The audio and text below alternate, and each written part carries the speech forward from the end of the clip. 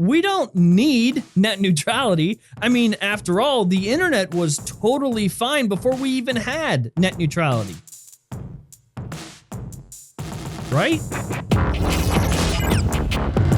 So you might remember back on December 14th, 2017, the FCC voted 3-2 to officially repeal net neutrality. Of course, the changes didn't actually take effect until a couple days ago. As of June 11th, net neutrality rules are officially repealed and carriers are free to do, well, whatever they want with the internet traffic they have. They can throttle your speeds to certain websites and of course favor others, and they can do the same thing to the services and apps that you love. They can literally decide that they like Netflix more than YouTube and make sure that when you visit Netflix that your speeds are really, really fast, and when you use YouTube that your speeds are crawling. But I mean, of course, realistically, why would they ever do something like that?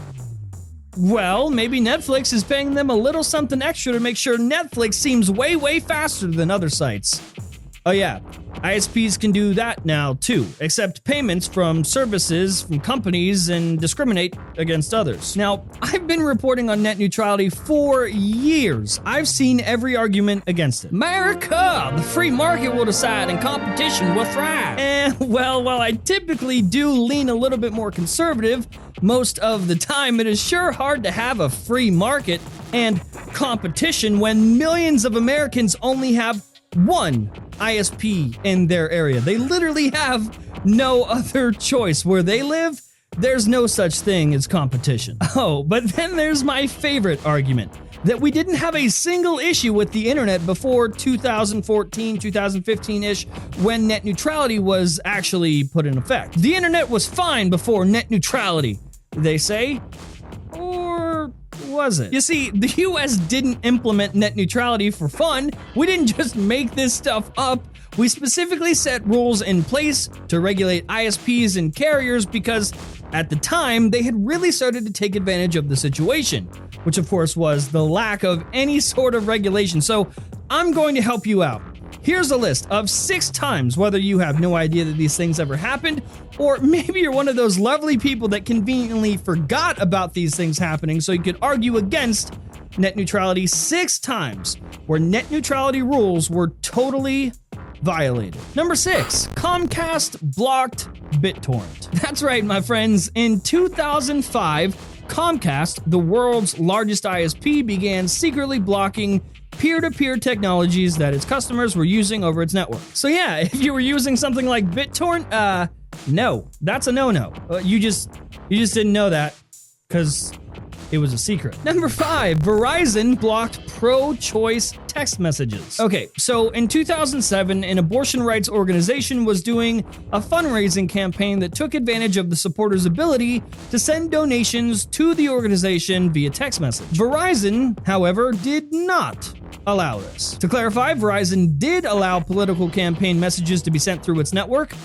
just not this one. The abortion rights organization was able to reach people on literally every other network that just, wasn't Verizon. Now, listen, this has zero to do with my own personal opinions or my own political views. Nothing to do with that. I'm simply putting this in the list so that you get a good example of the fact that, well, without net neutrality, carriers can get political and push their own agendas. Number 4, AT&T blocked Skype and other voice over IP services. Oh yeah, this is real. From 2007 to 2009, AT&T forced Apple to block Skype and other competing voice over IP phone services on the iPhone. They literally wanted to prevent iPhone users from using any other application that would allow them to make calls on such quote-unquote over-the-top voice services. Why? Well, of course, because AT&T does not want you using the internet to make calls for free.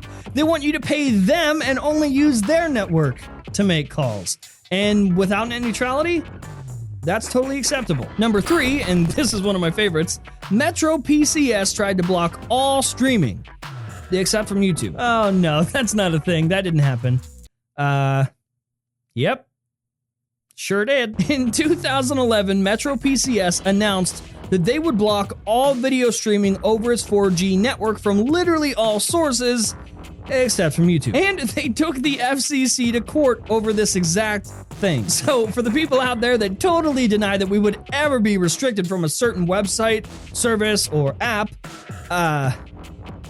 there's that. Number 2, AT&T blocked FaceTime. Yes, AT&T again. In 2012, AT&T totally blocked Apple's video chat app, FaceTime, from running on its mobile network. That is, of course, unless customers paid extra for the mobile shared data plan, which required that they also pay for unlimited voice service and text messages. So yeah, you can use FaceTime for free, as long as you pay us the biggest amount for unlimited talk and text, too. This one is for the people that say that carriers would never ever split our favorite apps and services into different payment packages. And number 1, Verizon literally said that the only thing stopping them was, in fact, net neutrality. I am not joking. In 2013, a lawyer from Verizon stood in court and literally said that Verizon wants to prioritize websites and services that are willing to shell out for better access. She also admitted that Verizon would like to block online content from companies or